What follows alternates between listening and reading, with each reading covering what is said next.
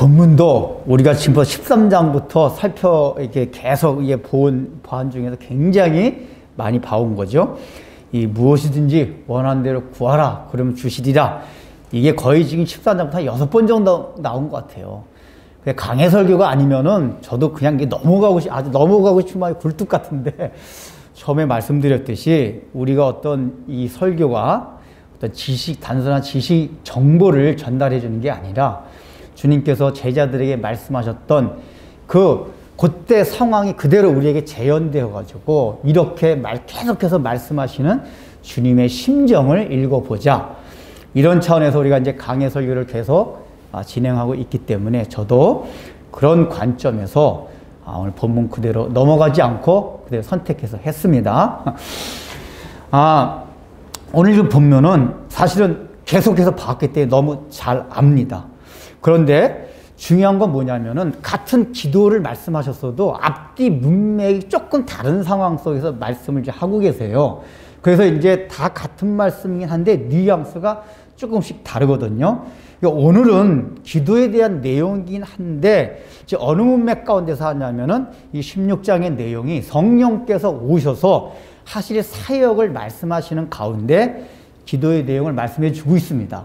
근데 요 전에 뭐가 있었냐면 성령께서 오셔서 할 사역 중에 너희가 지금 깨닫지 못했는데 깨닫게 하고 그걸 통해서 너희의 기쁨을 주겠다 라고 말씀하시고 나서 기도에 대한 내용을 얘기해 주고 있어요. 그러니까 오늘 예수님께서 똑같은 내용이지만 기도에 대한 내용을 제자들에게 얘기해 주는 건 뭐냐? 이 기도가 우리가 근심 중에 있는 제자들이 기쁨을 얻는 이것과 관계가 있는 기도다. 또 하나는 뭐냐? 새로운 것을 깨닫게 되는 것과 연결되는 기도이다. 여기에 조금 더 포커스가 맞춰져 있습니다.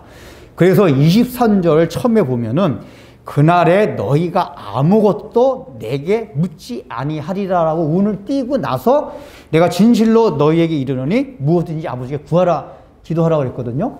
그러니까 이 앞에 아무것도 내게 묻지 아니하리라라고 말씀하시고 나서 기도하라 구하라 그랬단 말이에요. 그러면 내용상 보면 연결이 잘 안 되는 것 같지 않아요? 너희가 그날 되면 나한테 아무것도 묻지 아니하리라.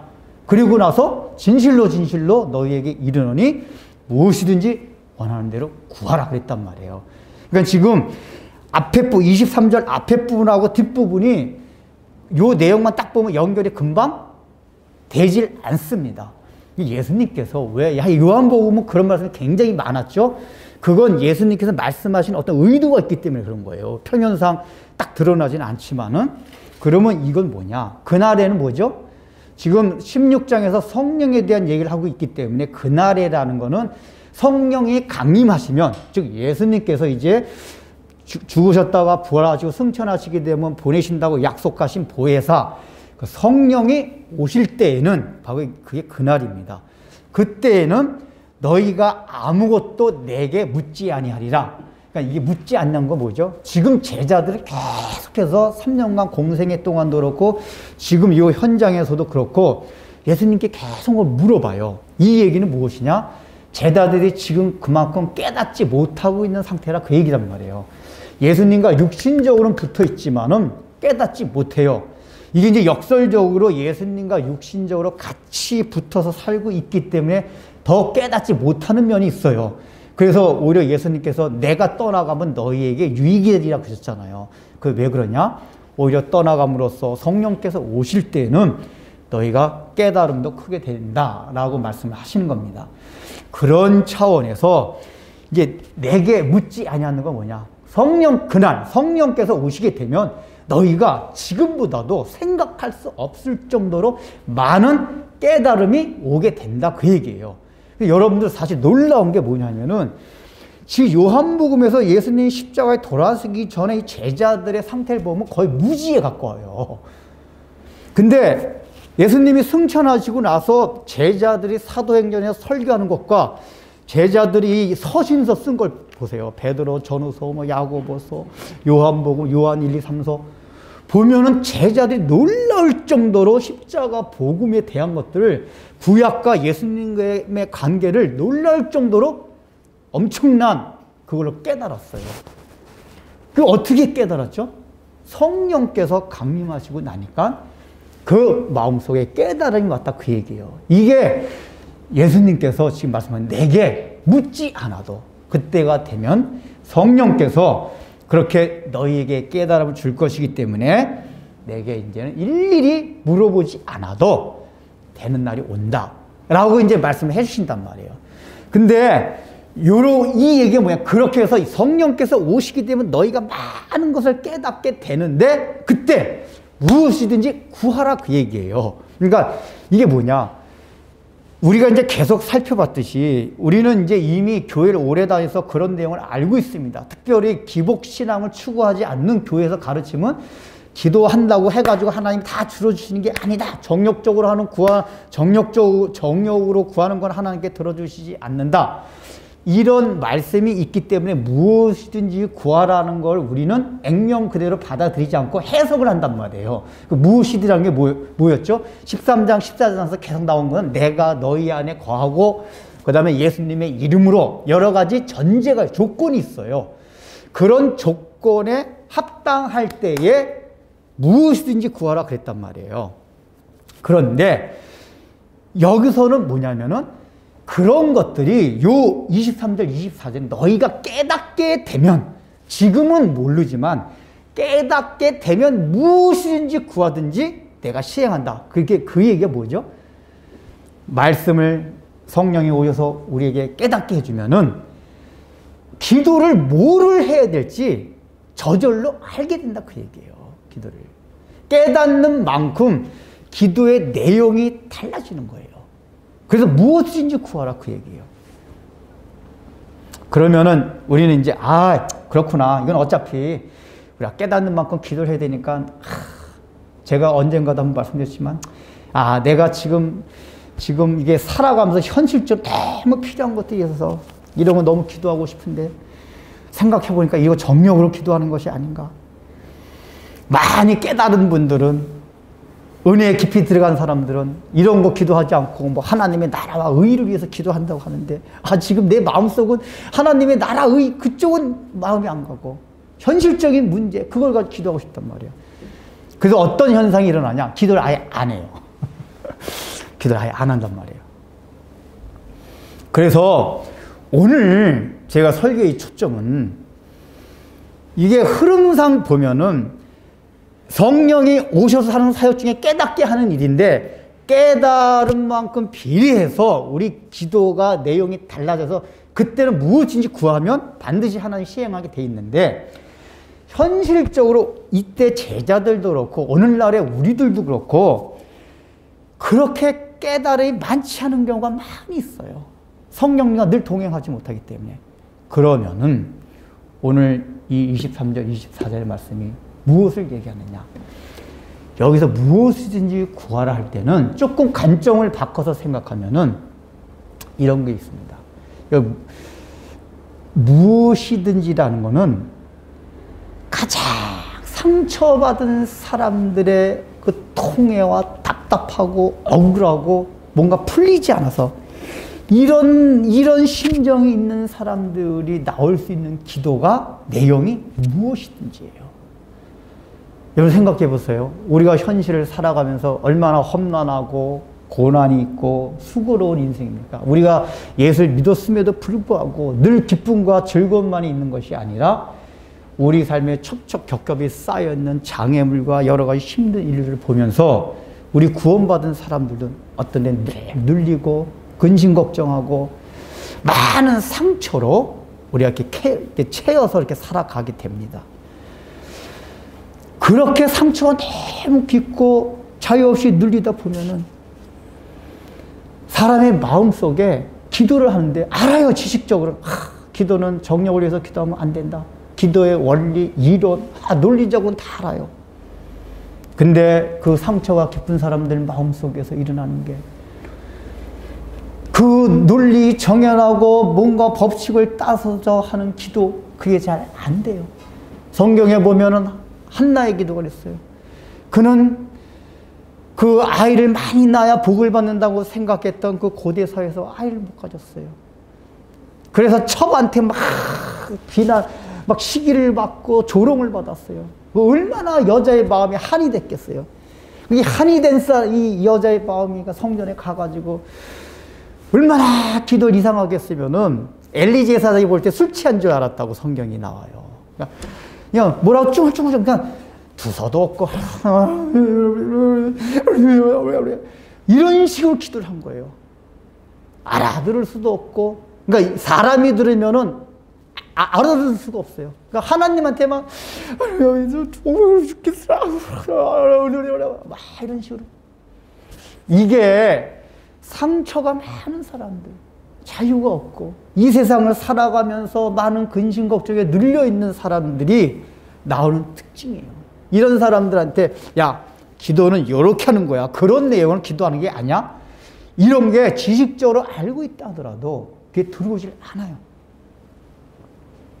마음에 풀어진 거기 때문에.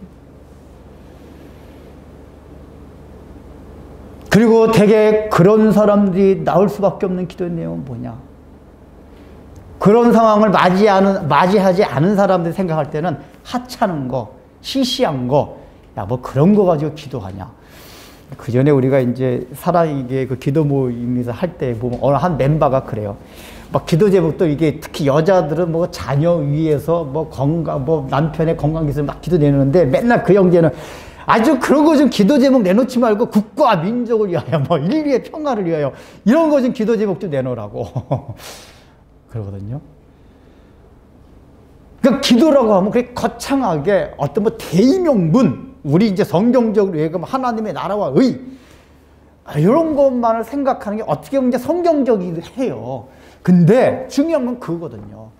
우리가 육신을 입고 살아가는 현실은 그렇게만 이렇게 논리적으로, 이성적으로, 이론적으로 생각해서만 기도할 수 없는, 절차를 따라서 기도할 수 없는 현실에 우리가 늘 딱딱들여 있단 말이에요. 그런 때는 그냥 한풀이 하듯이 죄요 이렇게 뿐이 안 된단 말이에요. 그때 예수님이 말씀이 그거예요. 얘들아, 무엇이든지라는 거는 깨닫게 되면은 그 깨닫는 만큼 아무거나 해도 기도 내용이 된다는 얘기도 있지만은, 지금 상황같이 제자들이 아직까지 근심 걱정에 지금 얼굴 푹 숙이고 있는 상태 아니에요, 제자들이. 예수님이 아무리 말씀을 하셔서도 우리가 계속 13장부터 살펴온 건 제자들이 깨닫지 못하고 진짜 주님 이제 죽으러 가시는 거 아니야? 주님 떠나시면 우리는 어떻게? 이렇게 근심 걱정에 눌려 있고 지금 그걸로 인해 마음의 상처들이 자리 잡고 있는 상태였어요. 네, 이런 제자들에게 얘들아, 너희들 그런 마음 있으면 무엇이든지 기도해라. 기도해라, 그 얘기예요. 근데 깨닫게 된다는 게 요 뒤에서 또 나옵니다. 뒤에서 뭐라고 나오냐면, 지금까지는 너희가 내 이름으로 아무것도 구하지 아니하였으나 구하라, 그리하면 받으리니 너희 기쁨 충만하리라 그랬어요. 그러니까 이제부터 내 이름으로 구하고, 그 다음에 이제 오늘 읽지 않아서 뒤에가 뭐가 나오냐면은 아버지 앞에 나를 의지해서 기도하라고 그랬어요. 그러니까 이 내용이 뭐냐, 우리는 이걸 당연하게 받아들이지만은 예수님 시대 때 제자들, 구약의 전통에 젖어 있던 제자들에게는 자기가 이렇게 기도할 때에 아무것도 내놓을 곳이 없는, 하나님 앞에 내놓을 곳이 없는 상태에서 기도할 수 있는 그런 마음들이 아니었었어요. 근데 지금 예수님이 가르쳐 주는 건 뭐냐, 너희가 깨닫게 되면, 깨닫게 되는 게 뭘 깨닫냐, 이제 내 이름으로, 그러니까 나를 내 이름으로 기도한다고 제가 한번 설명을 드렸잖아요. 내 공로와 의를 의지해서 하는 기도가 아니라 예수님의 공로를 전적으로 의지하고 신뢰하고 하는 기도가 하나님께 기드린단 말이에요. 그러니까 기도라는 거는 내가 뭘 잘해서 내가 이만큼 신앙생활을 했기 때문에 이래서 하는 게 아니라, 그런 게 없음에도 불구하고 저 예수님 공로 통해서 하나님 자녀가 되었잖아요 라고 그걸 깨닫고 믿음으로써 하나님 보좌 앞에 얼굴 그냥 들이미는 게 기도라, 그 얘기예요. 그러니까 여기서 이 깨닫게 된다는 거는 이제 성령께서 오서 깨닫게 되면은 여러 가지 내용이 있는데, 그 깨달은 내용 중에 굉장히 중요한 게 뭐냐, 하나님은 우리의 아빠다, 그 얘기예요. 아빠라는 건 마음껏 우리가 요구할 수 있는 존재. 구약의 성도들은 하나님을 아빠같이 절대로 못 여겼어요. 거룩한 여호와 하나님 기도를 해도. 예수님이 계속해서 가르쳐주고 있는 건 뭐냐? 아빠같이. 그게 바로 내 이름을 신뢰해서 하라 그 얘기예요. 그럼 하나님도 꼼짝 못 하신다 그 얘기예요. 너희는 자랑할 게 아무것도 없지만은 내 이름으로 나갈 때는 아버지도 다 너희를 받아주신다 그 얘기입니다. 그러니까 이 제자들이 이러고 있지만 무엇이든지 너희 마음에 있으면은 이시로 따져가지고 말씀을 생각해 보니까 이런 건 기도하면 안 돼. 이게 아니에요. 마음에 너무 눌려 있는 사람들한테 그게 통하지 않아요. 그냥 마음에 있는 그 한이 있는 그대로 하나님 앞에 다 토로하라 그 얘기예요. 이때 너에게 기쁨이 된다 그 얘기예요. 왜 그렇죠? 여러분 우리가 일반적으로도 그렇잖아요. 한 맺힌 사람, 여러 가지 삶의 여러 가지 이게 생책이라 뭐 생체로 말이 안 뭐 그걸 위해서 막 상처가 막 겹겹이 쌓인 사람들, 이런 사람들이 풀 수 있는 방법이 뭐죠? 상담학에서 늘 얘기하잖아요. 그 속에 있는 거를 일단 탁 토로하게 하는 거예요. 탁 토로하게. 너 얘기하고 싶으면 탁 얘기해봐. 그럼 이 사람은 자기 속에 한 맺힌 것들, 울분 풀지 못한 것들. 부부관계 중에 중요한 게 그런 거잖아요. 바깥에서 누구한테도 이건 막 말할 수 없는 것들. 욕을 상사한테 욕을 해주고 싶어도 잘릴까봐 욕은 못하고 집에 와서 와이프 볼 때 그 개새끼, 죽일 새끼 욕을 하고 그러면 쭉 그나마 속이 시원해진단 말이에요.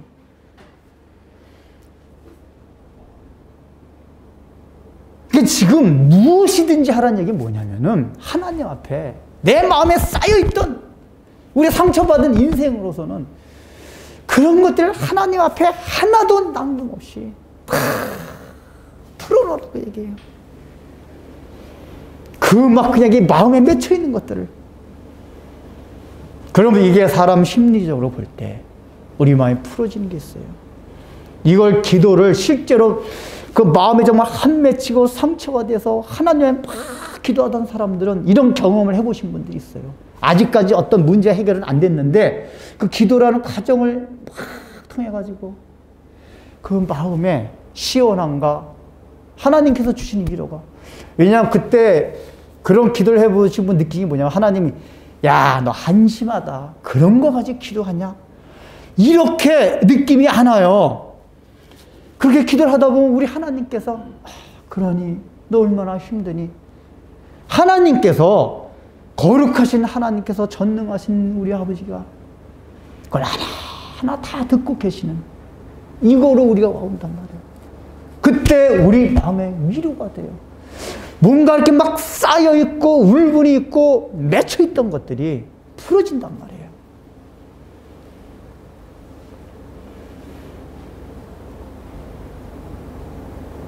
그러니까 이게 얼마나 우리 예수님이 제자들을 사랑할 수 없는. 원래 기도의 원리는 그런데 쭉 말하면 기도치만 너희의 상태를 보니까 못하지. 근데 무엇이든지 해봐. 자유를 주시는 거예요. 자유를 주세요.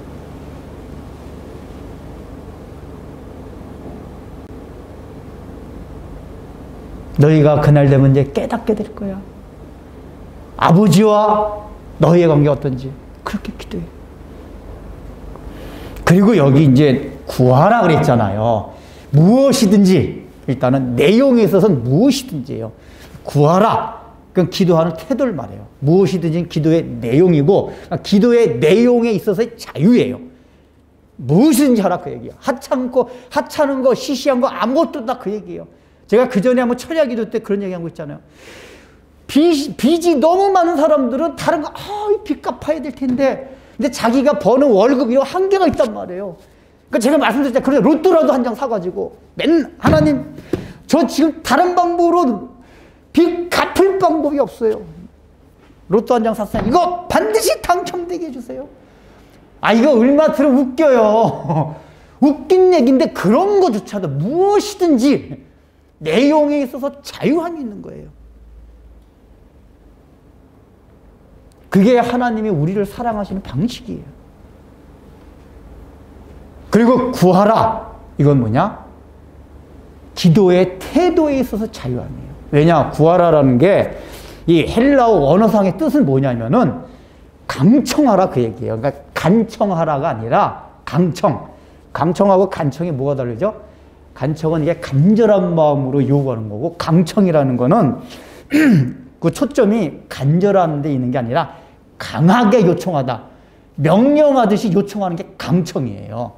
그러니까 이게 이제 쉽게 우리말로 다르게 얘기하면 떼쓰듯이 요구하다. 애들이 부모한테 요구할 때 보면 떼쓰듯이 하잖아요. 이게 강청이에요. 그러니까 요구할 이게 자녀들이 보면은 부모한테 뭐 달라고 할 때 보면 너무 당당하게 뻔뻔하게 해요. 아빠, 나 용돈 좀 더 줘. 다 떨어졌어. 원래 한 달에 한 번씩 주는 용돈이 있어요. 근데 이 녀석이 다 써버리고, 아빠, 나 용돈 좀 더 줘. 아빠가 생각할 때, 야, 이놈 자식아, 너 이제 나한테 돈 맡겼냐? 또 달래게? 아니, 아빠는 내 아빠잖아! 이런 아빠가 꼼짝도 못해요. 그러면서 속을 또 좋죠. 이 녀석이 그래도 아빠는 내 아빠잖아. 이게 왜 그렇죠? 아빠 입장에서는, 이 녀석 아직 철이 안 들긴 했는데, 그런 소리를 들을 때, 아빠와 자녀와의 관계를 느낀단 말이에요. 이놈 새끼가 그래도 나를 아빠로 생각하고 이렇게 얘기하네? 그래서, 마음에 안 들지만, 봐서 용돈을 더든지 해야겠다. 이렇게 생각을 한단 말이에요. 자녀가 아빠한테 맡겨놓은 돈이 어디 있어요? 너무 뻔뻔하게 와가지고, 한 달에 원래 용돈 10만 원인데, 다 쓰고 나서, 중간도 안 돼, 다 쓰고 나서, 아빠 10만 원만 더 줘. 뻔뻔하게, 너무 당연하게. 이게 바로 여기 나오는 헬라어 단어 구하라. 그 뜻이란 말이에요. 제가 언제 금요철야 때 2달간 기도에 대한 내용만 설교한 적이 있었잖아요. 그때 누가복음 11장에 나온 말씀까지 얘기했었어요. 우리는 그걸 늘 오해해요. 그 친구 집에 예수님 비율 들고 있었잖아요. 친구 집에 어느 날 밤에 친구 집에 찾아가가지고, 야, 문 열어! 문 열고서 떡 좀 내놔! 빵 좀 내놔! 그러니까 우린 그거를 그래서 간절하게 막 끈질기게 하는 기도를 하나님 들어주신다라고 많이 들어왔잖아요. 근데 그게 아니다 그랬잖아요. 거기서 뭐라 그랬죠? 이 친구가 와가지고 그 친구 집에 가서 문 열어! 나 빵 좀 줘! 이때 그거는 강청하다 그래. 간청이 아니라 강청. 강하게, 강력하게 명령하듯 요청한다 그 얘기예요. 거기서 기도의 이 초점 뭐냐? 뻔뻔한 기도라 그 얘기예요. 친구가, 야, 이 새끼야! 너 내 친구잖아! 어디 문 열어! 안 내라? 너 죽어! 아니, 달라고 하는 사람이, 아이고, 제발 줘. 이게 아니라, 너 안 내면 죽여. 친구들, 아주 친한 친구들끼리 그렇단 말이에요. 이게 강청이에요. 야, 문 열어! 내놔! 이렇게 기도를 하라 그 얘기. 누가복음 11장에 나오는 말씀이 그거란 말이에요. 근데 이게 구약시대 때 성도들의 관점에서 도저히 생각을 할 수 없는 개념이에요. 감히 하나님한테 간청은 돼요. 간절한 마음으로. 근데 강청? 강력하게 뻔뻔하게 너무 당당하게 요청한다는 거 구약시대의 성도들은 도저히 생각할 수 없는 기도의 개념이었단 말이에요. 근데 지금 예수님께서 말씀하시는 건 바로 그렇게 내용에서 무엇이든지 기도의 태도에 있어서는 강청하듯이 하나님께 요구하라고 얘기해요. 여기서 우리 이렇게 제자들에게 말씀을 하시는 예수님이 얼마나 제자들이 안타까우셨어요. 왜 이렇게 말씀하셨겠습니까? 우리 예수님은 육신을 입고 이 땅에 오셨어요. 그래서 히브리서 보면은 우리 예수님은 우리의 모든 연약함을 체휼하셨다고 그랬어요. 육신을 입었기 때문에 그런 거란 말이에요. 육신을 입었기 때문에. 그걸 체휼하셨기 때문에 똑같은 육신을 입고 살아가는 우리의 연약함을 너무 잘 아세요. 그러니까 제자들이 봐도 너무 답답하잖아. 3년간 따라다니면서. 근데도 불구하고 육신을 입은 연약함을 아시기 때문에 예수님이 여기서 책망하지 않잖아요. 이 흐름을 보면 예수님의 이 제자들에게 만약에 이게 시각적인 표현을 한다면 예수님이 제자들 안타깝게, 안쓰럽게, 그 깨닫지 못한 제자들 안쓰럽게 바라보는 이 이미지가 계속 성경에 묘사가 되어 있어요.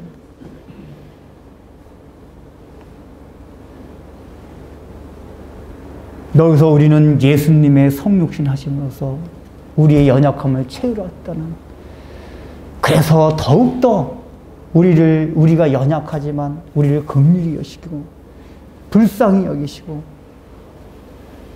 우리에게 자비를 베푸시는 그 하나님의 사랑을 우리가 여기서 발견하게 됩니다. 기도도, 오늘 나온 기도도 그래요. 원칙적으로는 하나님의 나라 의를 위에서 구원 반드시 시행하게 되는데, 그럼에도 불구하고 너희들의 현실과 너희들의 상태를 보니까 그렇게 기도할 수가 없어요. 그럼 그때는 무엇이든지 그냥 강력하게, 뻔뻔하게, 당당하게 기도해라.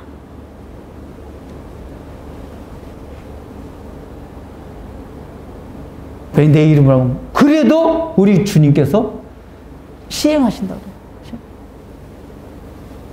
그러니까 이거를 늘, 그래서 기도를 우리가 할 때도 강력하게 아주 계속해서 해야 됩니다. 아빠! 나 롤러브레이트가 아니라 롤러스케이트, 뭐죠, 그거? 굴러다니는 거. 롤러블레이드 사줘. 야, 이놈 새끼야! 그거 하다 다쳐. 아니, 아빠, 내 친구 다 타는데 타고 싶어. 안 된다니까? 이런 건 안 되는 거예요, 원래가. 좀 사줘, 아빠! 그러다가 어느 날, 아빠, 제발 좀 사줘. 어느 날 들어가,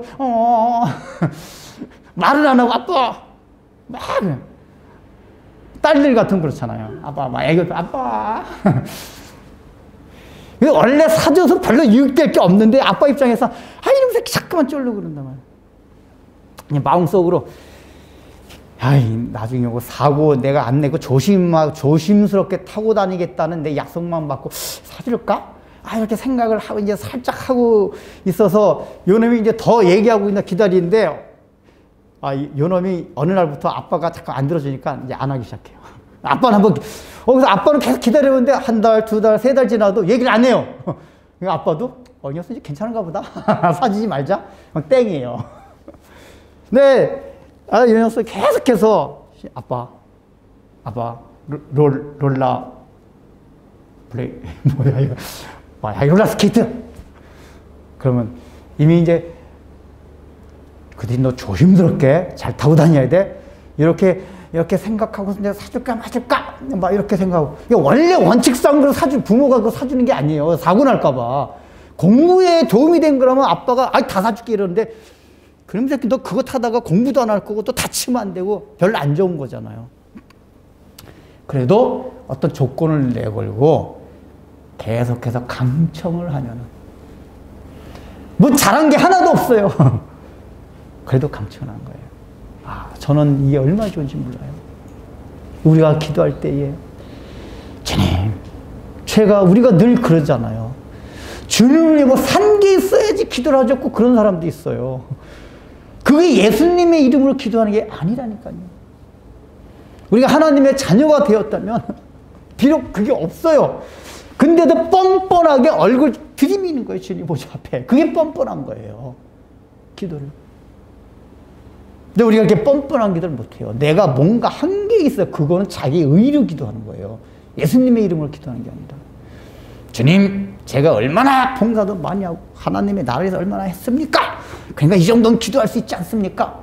이게 자기 의예요. 그게 있다 하더라도 기도할 때는 저는 주님 앞에 아무것도 잘한 것이 없습니다. 그저 주님의 공로와 의를 의지해서 기도합니다. 이렇게 하는 거예요. 그러니까 내가 아무것도 하지 못했을 때도 주님 앞에 뻔뻔하게 기도하는 거예요.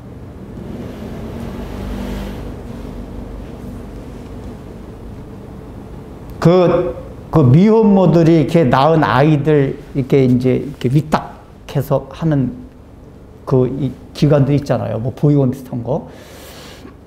우리도 그 전에 청년 때 이제 가서 이렇게 봉사도 하고 그랬었는데, 애들이 다 해결적으로 똑같은 건 아닌데, 거기서 이렇게 자라난 아이들 특징이 있대요. 처음에 울고 그러는데 나중에 조금 지나면 울질 않는데요. 잘 울질 않는데요. 왜냐면은 자기 부모가 없잖아요. 그러니까 이게 애들도 조금 약간 감각이 생겨서 뭔가 이렇게 저기 생기면은, 아, 이거 내가 운다고 들어줄 사람들이 아니다. 이걸 대가 아는 거래요. 그러니까 자기 부모가 아닌 저기는 그렇게 못해요. 그러나 사랑하는 자기 부모 밑에 자란 애들은 그렇지가 않아요.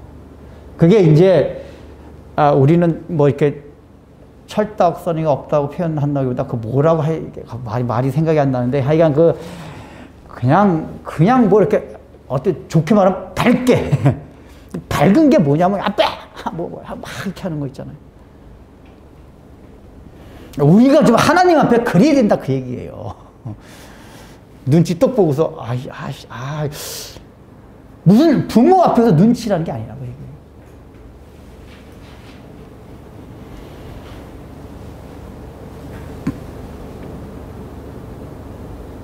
우리 성도들의 삶이 지금 다 어떻습니까? 이 현실을 살아가는 우리들이 믿는 사람이랄지라도 얼마나 많은 상처와 신음 속에서 살아가고 있습니까? 여러분 대부분 그렇지 않습니까?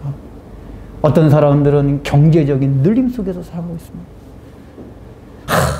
돈만 조금 있으면 좋겠다. 그게 뭐 이렇게 부유함을 추구하는 게 아니다. 너무 돈이 없어서 집 주인이 집 나가라고 하는데 전세금 올려달라고 하는데 당장 전세금이 없어요. 이런 거 뭐 부를 추구하는 게 아니라 너무 각박하단 말이에요, 마음에. 어떤 사람은 직장에서 상사가 괴롭히고 동료들이 괴롭혀요. 미워 죽겠어요. 그 친구들 간의 인간관계 속에서 오는 그 상처들이 있어요. 아픔이 있어요. 어떤 사람은 건강으로, 질병으로 전혀 생각하지 못했던 그런 것 때문에 마음에 생채가 생겼어요. 어떤 사람은 자식으로, 어떤 사람은 부모로. 우리가 다 말로는 다 할 수 없다 할지라도 우리의 삶 가운데는 우리가 예수 믿음에도 불구하고 얼마나 많은 상처와 갈등과 근심과 걱정으로 눌리면서 살아가고 있습니다. 우리 대부분이 다 그래요.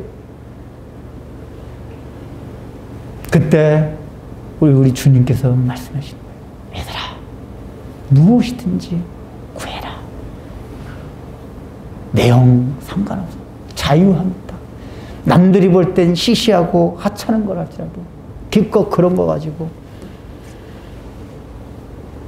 감청을 해라.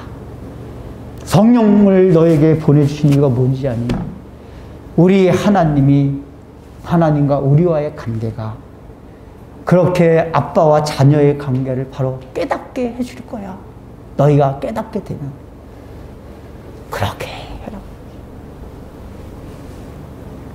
우리는 예수님의 이 말씀을 통해서 우리 하나님께서 얼마나 우리를 긍휼히 여기시고 우리의 연약함까지도 생각하시면서 우리를 지금 우리를 돌보고 계시는가 마음속에 다시 한번 좀 이렇게 헤아렸으면 좋겠습니다. 그 우리 삶 가운데서 기도를 특별한 걸 생각하지 말고 무엇이든지 내용에 있어서 자유함이 있어요. 그리고 기도의 태도에 있어서 강청, 뻔뻔함, 당당함, 주님 앞에 기도하는 거예요. 주님, 저는 주님 앞에 한 것이 아무 없습니다. 그럼에도 불구하고 제가 예수님의 공로를 믿기 때문에 예수님을 구주로 믿기 때문에 예수님 이름을 의지해서 나가서 하나님이 나의 아빠라는 걸 제가 믿고 고백합니다. 아빠, 그러니까 아빠니까 해주세요. 이런 걸 통해서 우리 각자에게, 여러분 모두에게 주시는 하나님의 은혜와 사랑과 공급함을 마음껏 누리시기 바랍니다.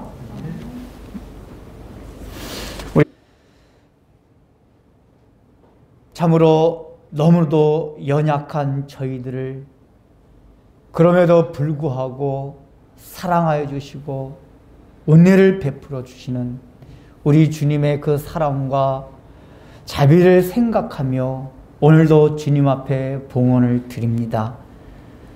참으로 하나님 아버지, 우리가 살아가는 인생이 얼마나 험난하고 고달픕니까? 때로는 누구한테 다 말할 수 없어서 움켜쥐고 그것이 내 마음 가운데 화가 되고 울분이 쌓여서 점점 내가 참으로 하나님 아버지 패해져 가고 가려져 가는 그런 상황 속에서도 여전히 주님은 우리들을 사랑하셔서 애들아 그런 상처가 있다면, 울분이 있다면 나에게 다 토로를 해놓아라, 나에게 다 털어놓아라 라고 제자들에게 말씀하셨던 우리 주님께서 오늘날도 동일하게 저희들에게 그렇게 말씀하시는 것을 저희들이 믿으면서 이제 하나님 아버지, 저희들도 살아가면서 그 마음에 쌓여있던 것들을 주님 앞에 모두 다 내려놓고 그런 걸 통해서 우리의 마음에 평안을 얻고 궁극적으로 주님의 기도에 응답을 받으며 살아계신 하나님을 날마다 경험하고 찬양하며 살아갈 수 있는 인생들이 다 되게 하여 주옵소서. 예수님의 이름으로 기도드립니다. 이제는 우리 구주 예수 그리스도의 무한하신 은혜와 하나님 아버지의 놀라우신 사랑과 성령님의 감동과 위로와 권면하심이 오늘 이 말씀을 듣고 나는 비록 연약하고 허물이 있고 참으로 주님 앞에 내놓을 것이 아무것도 없으나 오직 주님을 의지하여 하나님 보좌 앞에 나아간다는 성령의 가르침을 받아 이것을 깨달아 이제는 하나님을 아빠로 알고 당당하게 뻔뻔하게 내 속에 있는 모든 것들을 주님 앞에 털어놓으며 하나님의 응답을 기다리길 소망하는 우리 사랑하는 성도들 위에, 삶 위에 이제부터 영원토록 함께 있을지어다.